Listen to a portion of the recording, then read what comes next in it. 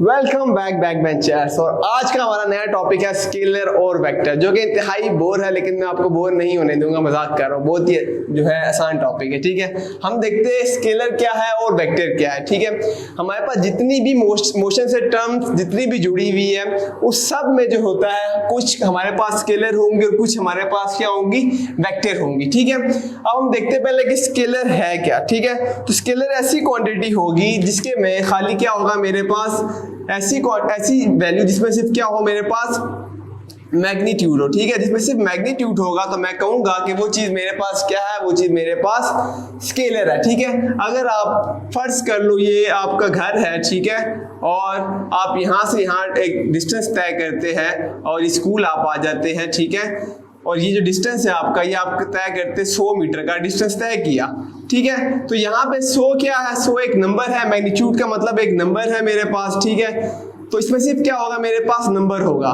तो ये नंबर क्या शो करवा रहा है कि जो क्वांटिटी है, जो डिस्टेंस है मेरे पास, वो मेरे पास क्या क्वांटिटी हो रही है, वो मेरे पास स्केलर क्वांटिटी हो रही है, ठीक है। अगर मैं सिर्फ 100 मीटर की बात करूंगा यहाँ पर, अगर डायरेक्शन की बात नहीं कर रहा, सिर्फ अगर मैं 100 मीटर करूंगा या मैं इस बोर्ड की लेंथ नापता हूँ, वो लेंथ मेरे पास 10 मीटर लेट कर लेता हूँ मैं, 10 मीटर है। तो ये 10 क्या है मेरे पास, 10 मेरे पास एक नंबर है जो कि मेरे पास मैग्नीट्यूड है, और मैग्नीट्यूड को हम क्या बोलेंगे, स्केलर बोलेंगे। Is it clear? Okay good.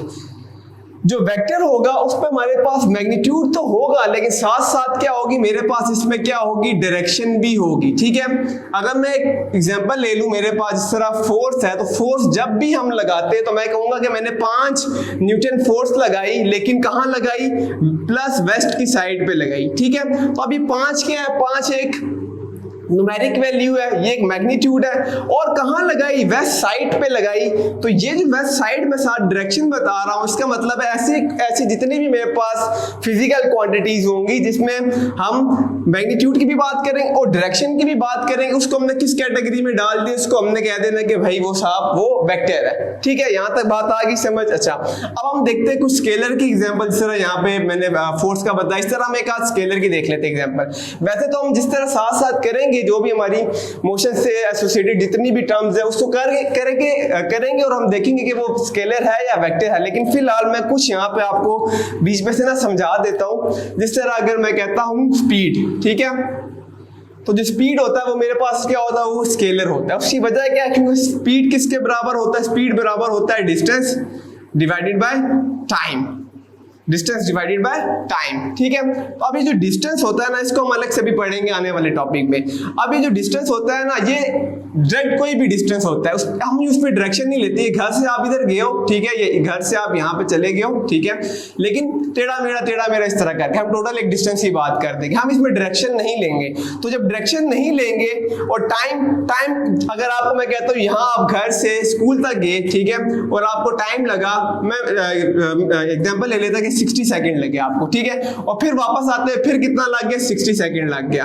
तो हम इसको प्लस भी बहुत ही सिंपल तरीके से करते हैं। जो हमारे पास स्केलर होता है उसको प्लस माइनस भी हम सिंपल, जैसे अलजेब्रा में प्लस माइनस करते हैं वैसे ही करते हैं, लेकिन इसके केस में डिफरेंट होगा। खैर, तो टाइम क्या हुआ, टोटल कितना टाइम लग गया, 120 सेकंड। तो हम इसको जोड़ते भी, प्लस और माइनस करना भी बहुत आसान होता है स्केलर क्वांटिटीज को, जिस तरह हम मैथ्स में सिंपल प्लस माइनस करते हैं। तो यहाँ पे जो टाइम है ये भी स्केलर है, और ये जो डिस्टेंस है ये भी स्केलर है। तो बदले में जो स्पीड आएगा वो भी क्या हो जाएगा, वो भी स्केलर हो जाएगा। मैं अगर आपको अपनी स्पीड बताऊंगा, कोई भी स्पीड अगर निकल आती है, मैं कहता हूँ 10 किलोमीटर पर आवर, ठीक हो गया।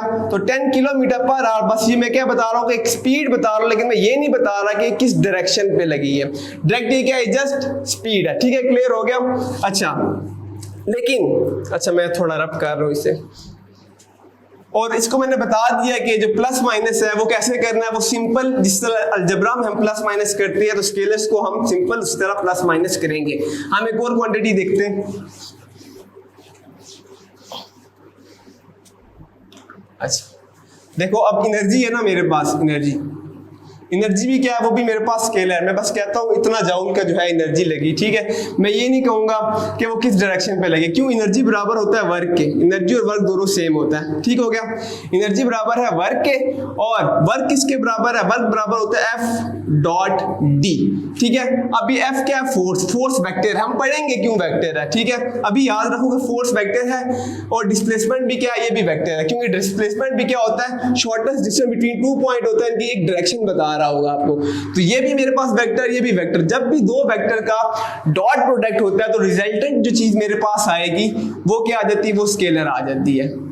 तो यहाँ पे वर्क भी मेरे पास क्या हो जाएगा, स्केलर, और एनर्जी भी क्या हो जाएगी, स्केलर। एक और क्वांटिटी देखते हैं, अगर मैं पावर की बात करूं, पावर भी मेरे पास क्या है, वो भी स्केलर है। उसकी क्या वजह है, पावर ये होता है कि आपने कितना वर्क किया कितने टाइम में। अब यही जो वर्क था, पावर बराबर होगा, वर्क भी ले सकते हो एनर्जी भी ले सकते हो, तो वर्क डिवाइडेड बाय टाइम। अब वर्क को जब डिवाइड करोगे टाइम, तो अभी हमने बताया वर्क क्या है, वर्क स्केलर है। तो जब वर्क स्केलर होगा तो ऑटोमेटिकली जो मेरे पास नई क्वांटिटी निकलेगी पावर, वो भी क्या हो जाएगी, वो भी स्केलर हो जाएगी, ठीक है। Is it clear, okay. अब हम देखते हैं कुछ वेक्टर क्वांटिटी, जिस तरह वेक्टर मैं यहीं से देख लेता हूं। अच्छा देखो, फोर्स जो है ना मेरे पास, फोर्स वो क्या है, मेरे पास वेक्टर है, ठीक है। फोर्स क्यों वेक्टर है, क्योंकि फोर्स बराबर होता है ma के, फोर्स इसके बराबर है, ma के बराबर है। अब यहाँ पे जो a है ना, एक्सेलरेशन बराबर होता है change in velocity divided by time, और वेलोसिटी किसके बराबर है, वेलोसिटी मेरे पास बराबर होगा डिस्प्लेसमेंट डिवाइडेड बाय टाइम, ठीक है। अब यहाँ पे जब मैं डिस्प्लेसमेंट को देखता हूं तो डिस्प्लेसमेंट मेरे पास क्या पड़ा हुआ है, वो वेक्टर है। क्यों, displacement shortest distance between 2 point है, तो ये वेक्टर हुआ। यहाँ पे इसकी वेक्टर होने की वजह से क्या बन जाएगा, जो मेरे पास वेलोसिटी होती है वो एक डायरेक्शन में लग रही होगी, वेलोसिटी वेक्टर हुआ। जब वेलोसिटी वेक्टर होगा, यहाँ पे एक्सेलरेशन भी क्या हो जाएगा, वेक्टर हो जाएगा। जब एक्सेलरेशन वेक्टर हो जाएगा तो फोर्स भी वेक्टर हो जाएगी, और फोर्स जब भी मैं लूंगा तो मैं एक डायरेक्शन में लूंगा कि भाई साहब इस साइड पे, मैं अभी इस साइड पे क्या लगा रहा हूँ, फोर्स लगा रहा हूँ, किसी डायरेक्शन में बताऊंगा फोर्स लग रही है, ठीक है। तो ये था हमारे पास वेक्टर का भी बता दिया मैंने, ठीक है। अब हम देखते हैं कि वेक्टर को किस तरह रिप्रेजेंट करते हैं और उसको प्लस माइनस कैसे करते हैं, ठीक है। हम हेड टू टेल रूल से इसको क्या करते हैं, प्लस और माइनस करते हैं। लेकिन स्केलर को मैं पहले भी बता चुका हूं, जिस तरह अलजेब्रिक में हम प्लस माइनस करते हैं, सिंपल मैथ्स में उस तरह हम प्लस माइनस करते हैं, ठीक है। लेकिन वेक्टर का जो है वो थोड़ा चेंज है सीन, ठीक है। अच्छा देखो, सबसे पहले वेक्टर को रिप्रेजेंट कैसे करना है। जो वेक्टर होता है मेरे पास, उसको आपने ऐसे करना है, या तो आपने बोल्ड करके लिख देना है, एक तरीका ये होता है वेक्टर को शो करने का, रिप्रेजेंट करने का, ठीक है। यहाँ मैं लिख देता हूँ रिप्रेजेंटेशन ऑफ वेक्टर, ठीक है। हम वेक्टर की बात कर रहे हैं, तो या तो हम यू बोल्ड करके लिख सकते हैं, हम स्मॉल अल्फाबेट में भी लिख सकते हैं, ठीक है, कैपिटल में भी लिख सकते हैं। लेकिन शर्त ये है, अगर स्मॉल में लिख रहे हो तो भी इसके ऊपर एरो हेड डालना है, और अगर लार्ज में लिख रहे हो बोल्ड नहीं करते तो भी इसके ऊपर यू एरो सा डाल देना है। तो ये शो कराएगा, इस तरह आपने रिप्रेजेंट करना है। जितनी भी वेक्टर क्वांटिटीज जब भी लिखोगे उसको या तो बोल्ड लिखोगे या ऊपर एरो हेड डाल दोगे, तो उससे शो हो जाएगा कि इसके अंदर मैग्नीट्यूड भी है और डायरेक्शन भी है, ठीक है। यहाँ तक बात आ गई समझ, ओके। अब अगर हमने प्लस माइनस करना हो तो हम हेड टू टेल रूल से करेंगे, ठीक है। और किस तरह, अगर एक ये ले लो, हम ले लेंगे कोऑर्डिनेट सिस्टम ले लेंगे। ये मेरे पास क्या है, x axis, x dash, negative values, एक मिनट, ठीक है। और यहाँ पे जिस तरह मेरे पास वाई होगा, अच्छा ये मैं ले लेता हूँ, यहाँ पे मेरे पास साउथ है, ये वेस्ट है, और ये ईस्ट है, ये नॉर्थ है।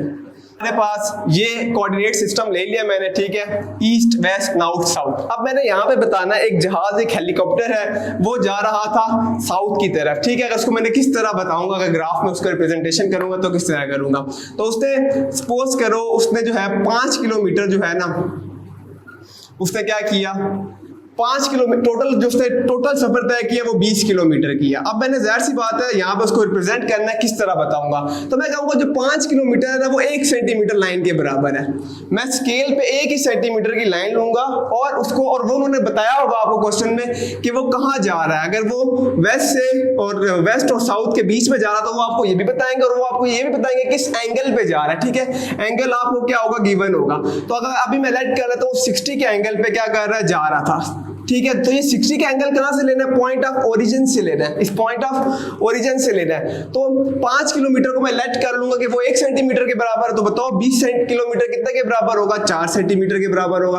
अब आपने एग्जैक्ट ये अगर 1 सेंटीमीटर लाइन होगी, ये 2 होगी, ये 3 होगी और ये 4 होगी, और इस तरह फिर आखिर में क्या लगा देना, एक एरो हेड लगा देना है। इससे मैं बता रहा हूं कि उसकी डायरेक्शन कहां पे जा रही है। जो मेरे पास वेक्टर क्वांटिटी जो हेलीकॉप्टर था वो कहां जा रहा है, साउथ की तरफ से जा रहा है। और मैं यहां पे क्या ले लूंगा, एंगल भी यहां पे ले लूंगा कि वो 60 एंगल से क्या कर रहा था, मूव यहां से जो है इस साइड पे गया, ठीक है। तो इस तरह से क्या कर देना, हमने बता देना है उसकी डायरेक्शन को।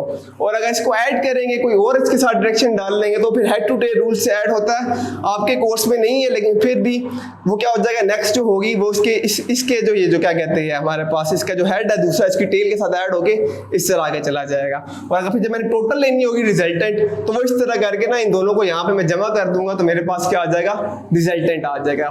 खैर आप बस इतना ही याद रखिए, इनफ है। #peace out। फिर भी कोई क्वेश्चन है तो कमेंट सेक्शन में पूछो।